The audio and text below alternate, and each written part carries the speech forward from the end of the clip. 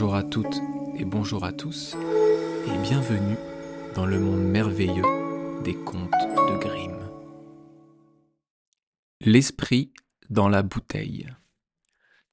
Il était une fois un pauvre bûcheron qui travaillait du matin au soir. S'étant finalement mis quelque argent de côté, il dit à son fils : « Tu es mon unique enfant. Je veux consacrer à ton instruction ce que j'ai durement gagné à la sueur de mon front. Apprends un métier honnête et tu pourras subvenir à mes besoins quand je serai vieux, que mes membres seront devenus raides et qu'il me faudra rester à la maison. » Le jeune homme fréquenta une haute école et apprit avec zèle. Ses maîtres le louaient fort et il y resta tout un temps. Après qu'il fut passé par plusieurs classes, mais il ne savait pas encore tout, le peu d'argent que son père avait économisé avait fondu, et il lui fallut retourner chez lui.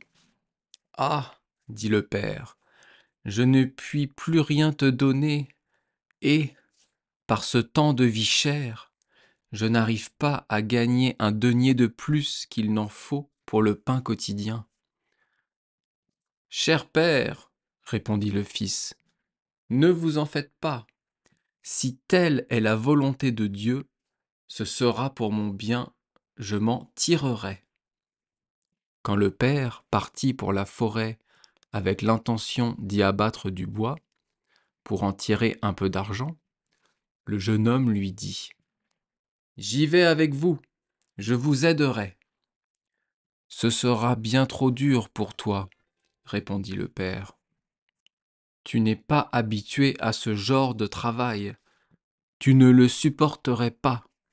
D'ailleurs, je n'ai qu'une seule hache et pas d'argent pour en acheter une seconde. »« Vous n'avez qu'à aller chez le voisin, rétorqua le garçon.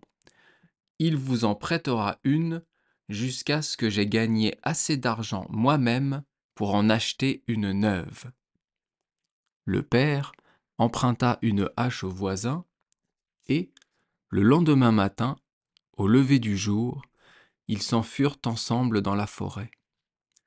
Le jeune homme aida son père. Il se sentait frais et dispos. Quand le soleil fut au zénith, le vieux dit : « Nous allons nous reposer et manger un morceau. Ça ira encore mieux après. » Le fils prit son pain et répondit : « Reposez-vous, père. Moi, je ne suis pas fatigué. Je vais aller me promener dans la forêt pour y chercher des nids. »« Petit vaniteux, rétorqua le père. Pourquoi veux-tu te promener ? Tu vas te fatiguer et, après, tu ne pourras plus remuer les bras. Reste ici et assieds-toi près de moi. » Le fils, cependant, partit dans la forêt, mangea son pain et, tout joyeux, il regardait à travers les branches pour voir s'il ne découvrirait pas un nid. Il alla ainsi, de-ci de-là, jusqu'à ce qu'il arriva à un grand chêne, vieux de plusieurs centaines d'années, et que 5 hommes, se tenant par les bras, n'auraient certainement pas pu enlacer. Il s'arrêta, regarda le géant et songea : « Il y a certainement plus d'un oiseau qui y a fait son nid. » Tout à coup, il lui sembla entendre une voix. Il écouta et comprit. « Fais-moi sortir de là ! Fais-moi sortir de là !» Il regarda autour de lui, mais ne vit rien. Il lui parut que la voix sortait de terre. Il s'écria : « Où es-tu ? » La voix répondit : « Je suis là, en bas, près des racines du chêne. Fais-moi sortir, fais-moi sortir. » L'écolier commença par nettoyer le sol, au pied du chêne, et à chercher du côté des racines. Brusquement, il aperçut une bouteille de verre enfoncée dans une petite excavation. Il la saisit et la tint à la lumière. Il y vit alors une chose qui ressemblait à une grenouille. Elle sautait dans la bouteille. « Fais-moi sortir! Fais-moi sortir !» ne cessait-elle de crier. Sans songer à mal, l'écolier enleva le bouchon. Aussitôt, un esprit sortit de la bouteille et commença à grandir tant et si vite qu'en un instant, un personnage horrible, grand comme la moitié de l'arbre, se dressa devant le garçon. « Sais-tu quel sera ton salaire pour m'avoir libéré ?» lui demanda-t-il d'une épouvantable voix. « Non, » répondit l'écolier qui ne ressentait aucune crainte. « Comment le saurais-je ?»« Je vais te tuer !» hurla l'esprit. « Je vais te casser la tête !»« Tu aurais dû me le dire plus tôt, » dit le garçon. « Je t'aurais laissé où tu étais. Mais tu ne me casseras pas la tête. Tu n'es pas le seul à décider. »« Pas seul à décider ! Pas seul à décider !» cria l'esprit. « Tu crois ça ? T'imaginerais-tu que c'est pour ma bonté qu'on m'a tenu enfermé si longtemps ? Non, c'est pour me punir. Je suis le puissant Mercure. Je dois rompre le col à qui me laisse échapper. »« Parbleu !» répondit l'écolier. « Pas si vite. Il faudrait d'abord que je sache si c'était bien toi qui étais dans la petite bouteille, et si tu es le véritable esprit. Si tu peux y entrer à nouveau, je te croirai. Après, tu feras ce que tu veux. » Plein de vanité, l'esprit déclara : « C'est la moindre des choses. » Il se retira en lui-même et se fit aussi mince et petit qu'il l'était au début, de sorte qu'il put passer par l'étroit orifice de la bouteille et s'y faufiler à nouveau. À peine y fut-il entré que l'écolier remettait le bouchon et lançait la bouteille sous les racines du chêne, là où il l'avait trouvée. L'esprit avait été pris. Le garçon s'apprêta à rejoindre son père. Mais l'esprit lui cria d'une voix plaintive : « Fais-moi sortir ! Fais-moi sortir !»« Non !» répondit l'écolier. « Pas une deuxième fois. Quand on a menacé ma vie une fois, je ne libère pas mon ennemi après avoir réussi à le mettre hors d'état de nuire. »« Si tu me rends ma liberté, dit l'esprit, je te donnerai tant de richesses que tu en auras assez pour toute ta vie. »« Non, reprit le garçon, tu me tromperais comme la première fois. »« Par légèreté, tu vas manquer ta chance, dit l'esprit. Je ne te ferai aucun mal et je te récompenserai richement. » L'écolier pensa : « Je vais essayer. Peut-être tiendra-t-il parole. » Il enleva le bouchon et, comme la fois précédente, l'esprit sortit de la bouteille, grandit et devint gigantesque.